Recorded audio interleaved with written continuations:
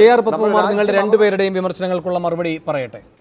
അല്ല, റഹീം പറഞ്ഞ മറുപടിയിൽ അദ്ദേഹം ജനറലായിട്ട് കുറേ സ്റ്റേറ്റ്മെൻറ്റുകൾ പറഞ്ഞു എന്നുള്ളതല്ലാതെ ഈ റാഫേൽ ഇഷ്യൂമായിട്ട് കാതലായി അദ്ദേഹം ഒന്നും പറഞ്ഞിട്ടില്ല എന്നുള്ളതാണ്. പിന്നെ അദ്ദേഹം പറഞ്ഞ അഭിപ്രായ സ്വാതന്ത്ര്യം, മാധ്യമ സ്വാതന്ത്ര്യത്തെക്കുറിച്ചല്ല ഇവിടെ പറഞ്ഞത്.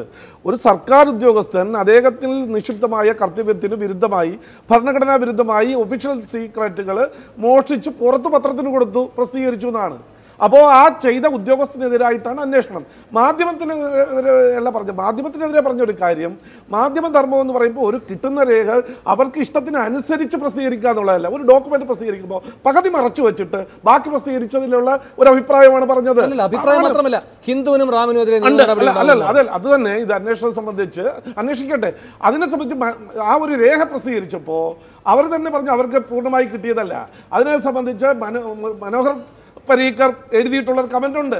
ആ കമന്റ് മറച്ചു വെച്ചിട്ട് അതിന് തെറ്റിദ്ധരിപ്പിക്കുന്ന രീതിയിൽ പ്രചരിപ്പിക്കുന്നത് മാധ്യമധർമ്മമല്ല. അതാണ് നമ്മൾ പറഞ്ഞത്. പിന്നെ അഭിപ്രായ സ്വാതന്ത്ര്യത്തെക്കുറിച്ച് പറയുമ്പോൾ അറിയാം റഹീമെ, എന്താണ് CPM-ന്റെ അഭിപ്രായ സ്വാതന്ത്ര്യമെന്ന്. TP ചന്ദ്രശേഖരന്റെ അഭിപ്രായ സ്വാതന്ത്ര്യം നമ്മൾ കണ്ടതാണ്. അച്യുതാനന്ദന്റെ അഭിപ്രായ സ്വാതന്ത്ര്യം നമ്മൾ കണ്ടതാണ്. എന്താണ് അദ്ദേഹത്തെ പല സമയത്തും സെൻസർ ചെയ്തത്, അഭിപ്രായം തുറന്നു പറഞ്ഞതും PBക്ക് പരാതി അയച്ചതും ഈ അവിടെ പോളിറ്റ് ബ്യൂറോ ഇതൊക്കെ പുറത്താക്കിയതൊക്കെ എല്ലാവർക്കും അറിയാം. പിന്നെ നിങ്ങൾ സ്ഥിരം പറയുന്ന ഒരു കാര്യമാണ് ഇത് കോർപ്പറേറ്റുകൾക്കൊക്കെ കൊടുക്കുന്നു.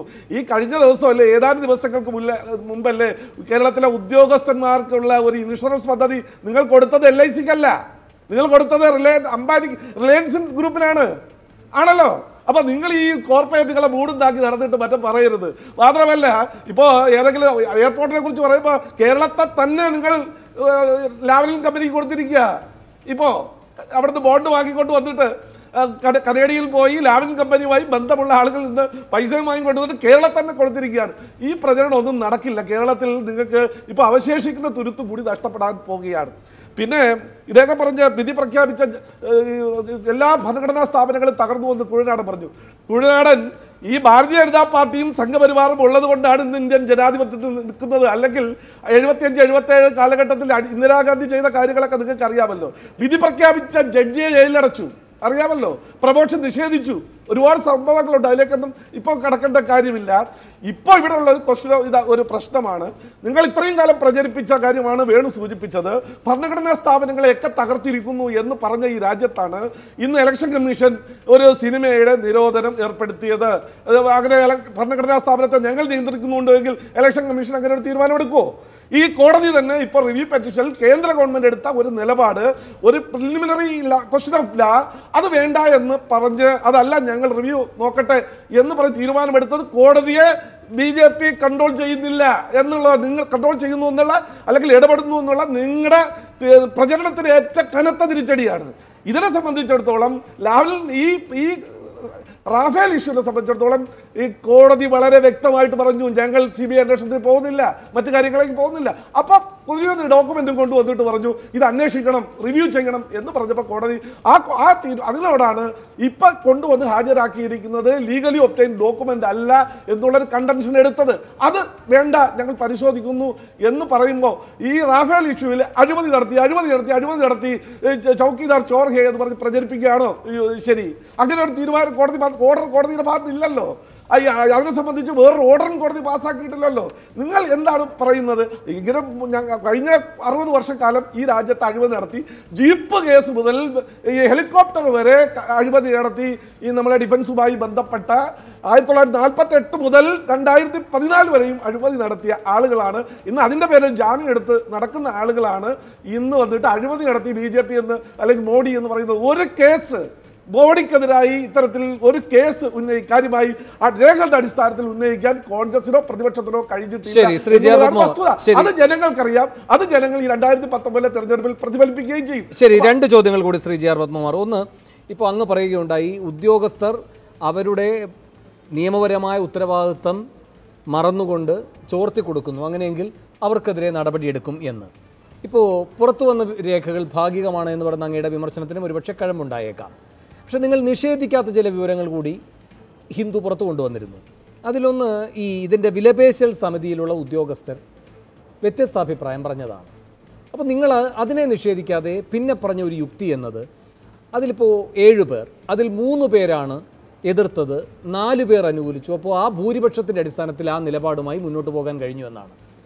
എന്നാൽ പിന്നീട് ഈ ഭരണരംഗത്ത് പ്രവർത്തിച്ച ആളുകൾ അത്ഭുതത്തോടെ പറഞ്ഞൊരു കാര്യം, അങ്ങനെ ഒരു ന്യൂനപക്ഷ ഭൂരിപക്ഷ വേർതിരിവിൻ്റെ അടിസ്ഥാനത്തിൽ പ്രവർത്തിക്കുന്ന സംവിധാനമല്ല സർക്കാർ സംവിധാനം.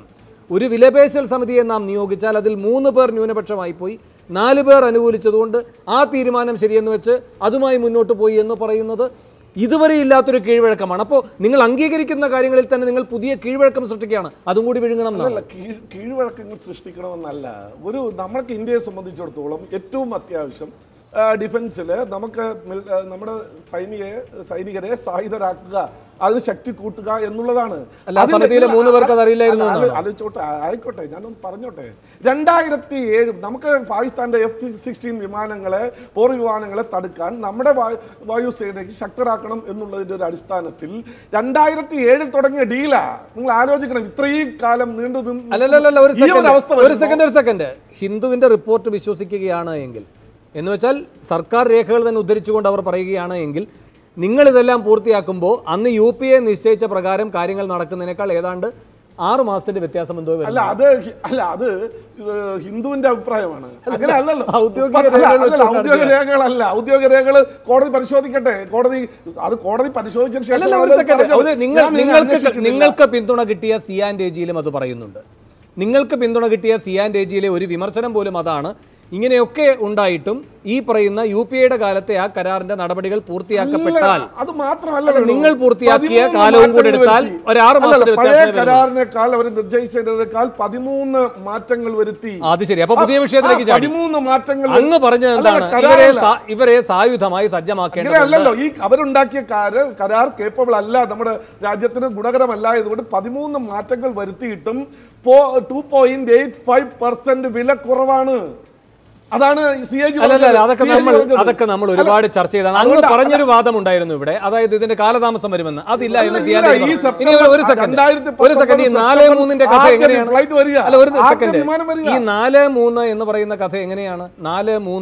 4 പേർ അനുകൂലിച്ചു, 3 പേർ എതിർത്തു, 3 ന്യൂനപക്ഷമായിട്ട് ഞങ്ങൾ മുന്നോട്ട് പോയി. അത് ഒരു പത്രം കൊണ്ടുവന്ന ഒരു ന്യൂസിന്റെ അടിസ്ഥാനത്തിൽ അത് ശരിയാണ് എന്നുള്ള ധാരണയിൽ ഞാൻ ചർച്ച ചെയ്യാൻ തയ്യാറല്ല.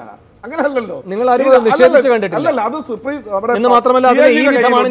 CAGയുടെ കയ്യിലുണ്ട്. സുപ്രീം കോടതി പരിശോധിച്ച രേഖയിൽ അതുണ്ട്. അതിനെ സംബന്ധിച്ച് നമുക്ക് ഡിഫൻസ് പ്രൊക്യൂർമെന്റിന് ഒരു പോളിസി ഉണ്ട്. അത് ഞങ്ങൾ ഉണ്ടാക്കിയ പോളിസി. അത്തരം സമിതികളിലൊന്നും അത് ചർച്ച ചെയ്യപ്പെട്ടിട്ടില്ല എന്ന വിവരങ്ങൾ പുറത്തു വന്നിട്ടുണ്ട്. ഞാൻ ഇടപെടുകയാണ്.